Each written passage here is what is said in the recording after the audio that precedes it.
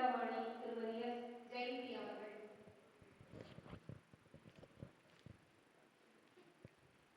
சபையில் வந்திருக்கும் அனைவருக்கும் வணக்கம். நான் முதல்ல பேசுகிறேங்க. அதனால் தப்பாக இருந்தால் மன்னிச்சிக்கோங்க. சின்ன பயம்தான் காரணம், வேறு ஒன்றும் இல்லை. இந்த சபையில் அமர்ந்துள்ள அனைவரும் ஜோதிட குருமார்களுக்கும் வணக்கம். தலைமை பொறுப்பில் அமர்ந்துள்ள ஐயா ராதாகிருஷ்ணன் ஐயா அவர்களுக்கும் மற்றும் பார்வையாளர்கள் அனைவருக்கும் கோவை ஜெயந்தியின் முதல் வணக்கம். இங்கே நான் பார்க்க போகிறது ஒரு ஜாதகத்தில் சூரியன் சந்திரன் எந்த நிலையில் இருந்தால் எந்த மாதிரியான பலன்களை வழங்குவார் என்பதை பற்றி சிறிய சூட்சும விஷயங்களை தெரிஞ்சுக்கலாம். பொதுவாக சூரியன் ஆத்மகாரகன் என்று அழைக்கிறோம்.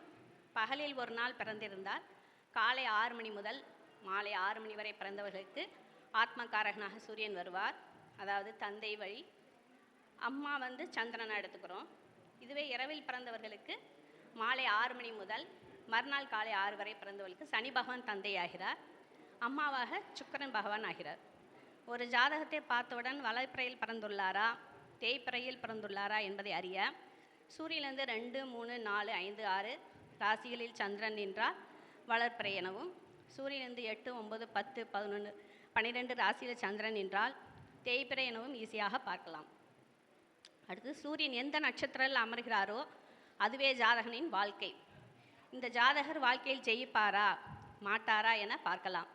சூரியனுக்கு ஆகாத நட்சத்திரங்களில் சூரியன் அமர்ந்தால் அவர் வாழ்க்கையில் கஷ்டப்படுவார் என்பதை அறியலாம். அடுத்து சூரியன் தன்னுடைய சொந்த நட்சத்திரமான உடைப்பட்ட நட்சத்திரங்களான கிருத்திகை நட்சத்திரத்தில் அமரக்கூடாது. பொதுவாக இந்த கிருத்திகை நட்சத்திரத்தில் எந்த கிரகம் அமர்ந்தாலும் அதன் காரகத்துவம் பாதிக்கப்பட்டு அதற்கான அதாவது கார்த்திகை நட்சத்திரம் எதுவானாலும் வெட்டிக்கிட்டே இருக்கும். இந்த நட்சத்திரத்தில் எந்த கிரகம் அமர்ந்தாலும் அதோட காரகத்துவம் பாதிக்கப்படும். இதுவே சூரியன் உத்திராட நட்சத்திரத்தில் சுயசாரம் வாங்கி நின்னால் நல்ல பலன்கள் கிடைக்கும். கிருத்திகை நட்சத்திரத்தில் மட்டுமே கத்திரிக்கோள் மாதிரி வெட்டிக்கிட்டே இருக்கும்.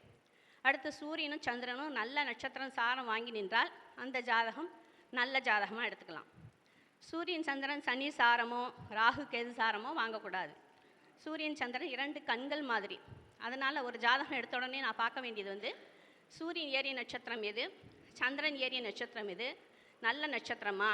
நல்ல நட்சத்திரங்கள் சாரம் பெற்று அமர்ந்திருந்தால் இந்த 2 ஒளி கிரகங்களின் பார்வைகளை பெற்று வாழ்க்கை நன்றாக இருக்கும்.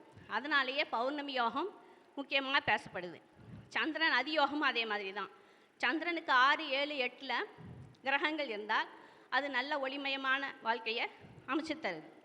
சூரியன் சந்திரன் நட்சத்திரங்களிலும் தனது நட்பு கிரகமான செவ்வாய் நட்சத்திரங்களிலும் குரு புதன் சாரத்திலும் சிறப்பான நன்மையான பலன்களை செய்கிறார்.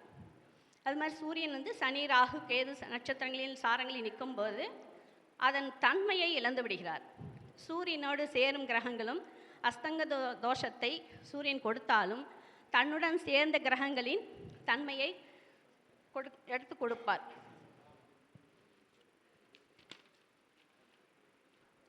சந்திரன் மனோகாரகன், உடல்காரகன். இந்த சந்திர பகவான் எந்த நட்சத்திரத்தில் சிறப்பான பலன்களை தருகிறார் எனில் சூரியன் நட்சத்திரங்கள் புதன் குரு செவ்வாய் நட்சத்திரங்களில் அமரும்போது நல்ல பலன்களை தருகிறார். சந்திரன் என்பது ஒரு நிகழ்வு. 108 பாதங்களுக்கு எடுக்கலாம். அன்றாட நிகழ்வுகளை தருபவர் சந்திரனே. சந்திரன் தொட்டு போகும் நட்சத்திரப்படிதான் பலன்கள் அமைகிறது. பிரச்சனைகளை கிளப்புவதே சந்திர பகவான் தான். கோச்சாரத்தில் சந்திரன் செல்லும் 30 நாட்களையும் கவனிக்கவும். சந்திரன் நம் லக்னத்துக்கு ராசிக்கு எப்படி வேலை செய்கிறார் என்பதை கவனிக்க வேண்டும். சந்திரன் லக்னத்திலிருந்து எந்த இடத்தில் இருக்கிறாரோ அந்த பாவத்தின் மீது நம்முடைய கவனம் இருக்கும். அது அந்த பாவத்தை பொறுத்தது. அடுத்து சில ஜாதகத்தில் பிறந்த நேரம் தெரியாதுன்னு சொல்லுவாங்க. சூரியன் லக்னத்தில் நின்றால் காலையில் பிறந்திருக்காங்கன்னு அர்த்தம். சூரியன் 4ல் நிற்கும்போது மத்தியானத்தில் பிறந்திருக்காங்கன்னு எடுத்துக்கலாம். சூரியன் 7 லக்னத்தில் இருக்கும்போது லக்னம் 7ஆக அமைந்தால் இரவு 7 மணிக்கு பிறந்திருக்காங்கன்னு அர்த்தம். சூரியன் 10ஆம் இடத்தில் இருக்கும்போது இரவு 10 மணிக்கு பிறந்திருக்காங்கன்னு எடுத்துக்கலாம். இதெல்லாம் நம்ம ஈஸியாக பார்க்குற ஒரு மெத்தடுங்க. இவ்வளோதான் நான் ப்ரிப்பேர் பண்ணிட்டு வந்தது. இது மேலே ஏதோ தப்பு இருந்தால் மன்னிச்சுக்கோங்க. நன்றிகள், வணக்கம். என்னுடைய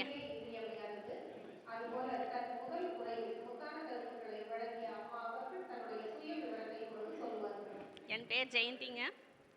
நான் ஆர்ஜே ஜோதிடம்னு வச்சுருக்கேன். என்னுடைய செல் நம்பர் 8754119013. வாழ்க வளமுடன். அனைவருக்கும் நன்றி.